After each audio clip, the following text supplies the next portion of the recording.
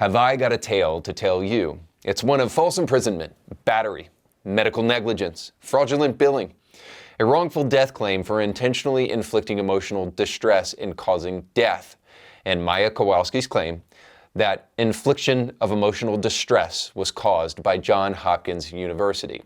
And that hospital will pay the Kowalskis $211 million in a recent settlement.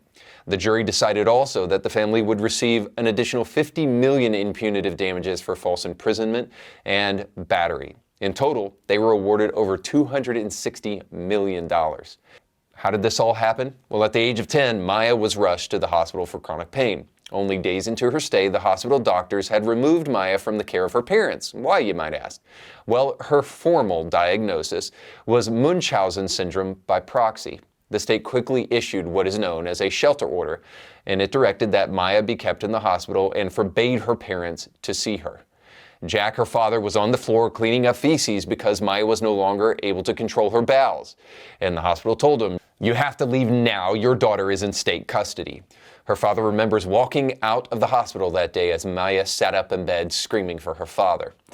Maya's mother also later found out and then fought to retain custody, but the hospital, who was now making every decision for the child, made things even harder and doubled down on the parents. Confronted with the accusation of child abuse and traumatized by the hospital, Maya's mother took her own life. It can well be argued that Maya's mother was sick. After all, who would take their own life instead of continuing to fight for their daughter under those circumstances? But we don't know what we would do. What we can say is this. If she is crazy, then the people that helped...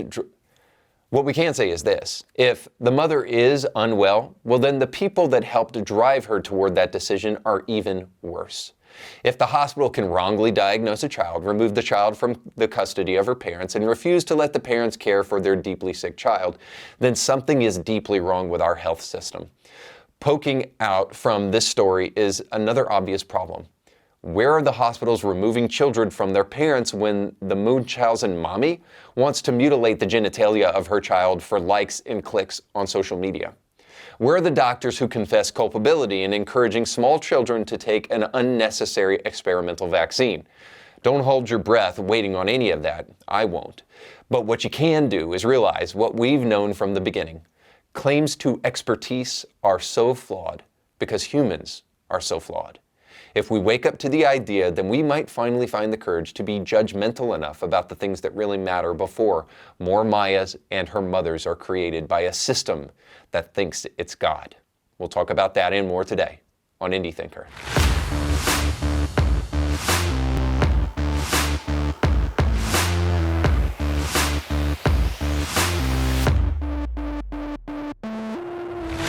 Welcome to the show. Don't forget to like, share, and subscribe. Did you know that you can support Indie Thinker in all that we do and also benefit yourself by buying some great all-natural products from our Herbal Alchemy store? All you have to do is go to the description of this podcast where you can find a link, or you can look on the screen now if you're watching, and you can go to the link on the screen where you can buy Herbal Alchemy products that span a whole gamut of health and beauty necessities. Bar soap, facials, even Arise, a great energy supplement that will help you get your day started without coffee. And good news, everything at the store is 30% off for a limited time while supplies last. When you go to our store and you buy some great stuff for yourself, you'll do Indie Thinker a great favor because some of the proceeds from your purchase will go directly back to us to help support the great work that we do here at the show. So make sure to check out the description, or again, check out the link that was on the screen where you can go to our great Herbal Alchemy store and you can support the great work that's happening here at Indie Thinker. All right, so I want to start the show off today with kind of a story of hubris that goes beyond even the medical world, as we started the show with today with the Take Care of Maya story, which, by the way, is a documentary that's now on Netflix. I'd highly encourage you to check it out. But as you might suspect, that kind of hubris extends far beyond the medical world and also into the sports world, because there's a group of people who think that they invented something that's been around for a long time. Now, we've covered this on the show before, but Gen Z is all up in the habit of thinking that they created things that have been around for ages. Now, we've done that with the quiet walking thing. So Gen Z thinks that they invented walking without your phone. And then there's also been kind of a TikTok craze of people calling the law of attraction manifestation. So they just put a new name on things, but it's really old ideas. Suffice to say, the newest evidence of this comes via a story directly out of the Michigan Wolverines. So it says this: the Wolverines are set to face number 10 Penn State on the road Saturday, a high-stakes game they'll play without Michigan head coach Jim Harbaugh on the sideline. Why, you might ask? Well, the Big Ten announced it was suspending Harbaugh for the remainder of the regular season on Friday, hours after he and the team arrived in Pennsylvania for the matchup. The conference leveled the punishment due to an in-person sign-stealing investigation surrounding former Michigan recruiting analyst Connor Stalions, who was fired last week. Michigan is being penalized for conducting an impermissible in-person scouting operation over multiple years, resulting in an unfair competitive advantage that compromised the integrity of competition, the conference said in a statement. So maybe you could gather what's taking place from the story I just told, but essentially a staff member from Michigan would go to opponents' sidelines, and then he would steal signs from those individuals that he could then use to help Michigan win. So this guy was fired by Michigan, but also the coach was suspended for, I think, the remainder of the season, but 10 games or so. And Harbaugh will no longer be with Michigan. Now, Michigan had something to say about this, and this is the real story at the end of the day, because I really don't care too much about what happens with Michigan. But some Michigan players who are no stranger to sanctions had something to say online about this, and this is what they said. And I'll just show you one prominent former Michigan Wolverine, which is Tom Brady, who just tweeted the word bet. Now, if you are not keeping up with some of the inane ways in which modern society has redefined things that we used to say in the past, the word bet probably deserves some explanation. So what does Tom Brady mean by tweeting out bet? Well, the story goes on to tell us, for those who can't keep up with the youth, bet is often used colloquially to express agreement or confirmation. If someone were to offer you a ride home from school, you could say bet to take them up on their offer. At the same time, in response to someone questioning your ability to dunk a basketball, you could say bet on your way to proving them wrong. So in other words, essentially, it's just like saying, you want to bet? So as you can tell, there's nothing new about this whatsoever, but this is the story at the end of the day. Not only that Gen Z continues to try to recreate things in real time in the present from the past, but also this idea that is kind of a cultural zeitgeist, sure among Gen Z, but it expands way beyond that and goes far beyond just that generation. So let's not just pick on them. And the cultural zeitgeist is one of hubris. We are living in a deeply prideful society destined for destruction if we don't learn to have a little bit of humility. Now, perhaps another subtle problem with this idea of thinking you reinvented what's taking place in the present when it was already present in the past is that there might be a subtle implication there that we're ignoring things that are right in front of our face. In fact, there is no Christian under the sun who is unfamiliar with the term being judgmental, and it's deemed bad to be judgmental by our modern secular society. But actually, it's really important to be judgmental. In fact, judgmental may just be another way of saying discerning. Now, if you mean by judgmental that we jump to conclusions, well, sure, we shouldn't do that. But if judgmental, as the word would actually kind of allude to, means using judgment, well, we need more of that, or else we'll deceive ourselves into missing some pretty powerful lessons. And that brings us to our next story, because I want to talk about how judgment might actually be beneficial to a society. So just this past week, there was an internet frenzy over a mom who jumped on her young son after a football game and straddled him. So the picture went viral, and it garnered a lot of responses online. Some good, some saying that the act was kind of negative. Now, I'll read the story to try to give you an idea of why this is important, but let's just say it's not necessarily important for the reasons that some were saying it's important. So the story says, the Utah mom who went viral for straddling her son after a high school football game appears to be embracing her internet fame, almost as if she was doing it to get attention. Oops, did it again, Amber Wright 38 captioned a recent Instagram post. In the photo, Wright is shown at a Halloween party with her legs wrapped around a male friend dressed in an NFL costume. At least it wasn't your son this time, one person wrote in the comments. Wright tells Today.com that she was poking fun at the backlash. I showed up as a referee. He happened to be a football player, she says. He and I thought it would be funny to take the opportunity to make a joke out of what the initial reel blew up to be. Wright found herself at the center of a debate in September after she posted a video of herself giving her 16-year-old son, Brixton, a celebratory hug. Now, some people said in the original post about her straddling her son in public that this was grooming behavior and she just sexually assaulted her son. Now, I think that that is absolutely ridiculous. That's just dumb. But you could argue that this is just the outrage mob again, kind of flying off the handle at social media, but they might actually be discerning something for us here that's really super important. So they may be saying it the wrong way, but the message that they're trying to communicate actually may have some merit here. And I think it's one that we need to be incredibly judgmental about. And it's that simply kids need role models.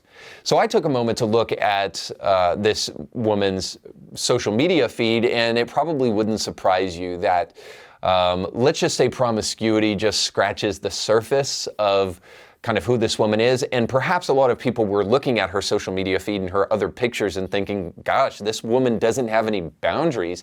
And then when it comes to her son, she doesn't have any boundaries either. This is kind of sick behavior for a woman. And that lesson, by the way, is not totally wrong. Now, some people will say, well, this is just simply judging. She's just being herself, and she's trying to express herself on social media by exposing her breasts and then jumping on her kid and straddling him. Now, the real question is, are we jumping to conclusions or judging this woman unfairly when she does what she just did to her son?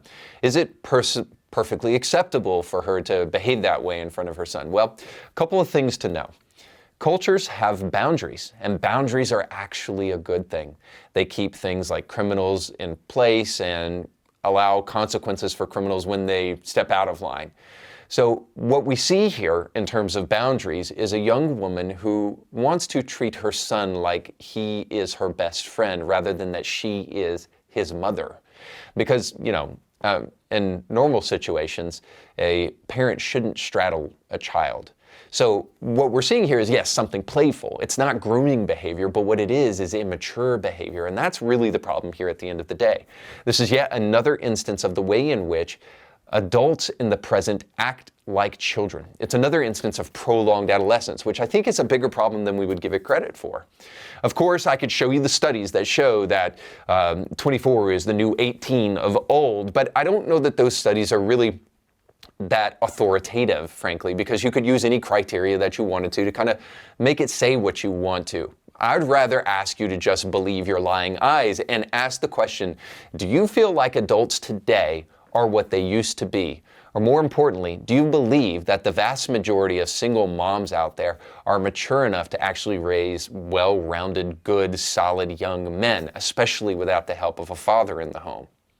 But this is almost expected from a generation suffering from a desire for attention online and suffering from prolonged adolescence. Now, the response to this very often is when a Christian comes and says, hey, why is this mother straddling this child and acting this way and being as immature as she is being? Or even to my simply noticing the fact that a mother probably shouldn't be posting promiscuous photos online because that's an embarrassment to her son, and it should be an embarrassment to her as a individual with intrinsic value.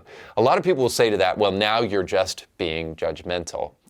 Let me ask you a question. If being judgmental in this situation is so bad, would we judge her if instead of jumping up and straddling her son like the boy's girlfriend, she I don't know, maybe spanked him publicly? And that's what we had her taking pictures of? Do you think that there might be some backlash, especially from the left side of the aisle, about her spanking him publicly? So maybe it does matter if we judge. We just need to make sure we judge the right things. Wouldn't we say something like, well, that's incredibly out of order. Why is she spanking that boy in public? I mean, why did she put that on social media? That hardly seems like something that we should be exposing the public to. Oh, really? Well, now who's judgmental? So maybe it does matter if we judge. Maybe it does matter if we, quote unquote, shove our ideas down people's throats and harass them with a difference of opinion. If you're so fragile that you can't take a difference of opinion, well then maybe you probably shouldn't do the whole adulting things and have kids. On the other hand, if you are going to become a good discerning and mature adult, maybe you should take to heart the critique of other people when they tell you you're not acting like one. All right, let's jump into our final segment, Bible study with Democrats. Oh, God of pronouns.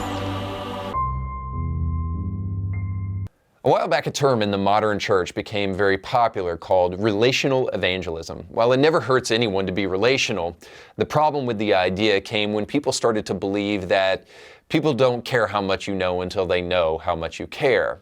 That often quoted Christian euphemism sounded right because Christians are supposed to be loving, right? It sounded like it was good because bedside manner sometimes helps the squeaky wheels of evangelism. But it lacked one major thing, and that is that for thousands of years of Christian history, we had little info about the dining plans of the apostles of the church and the church fathers and martyrs.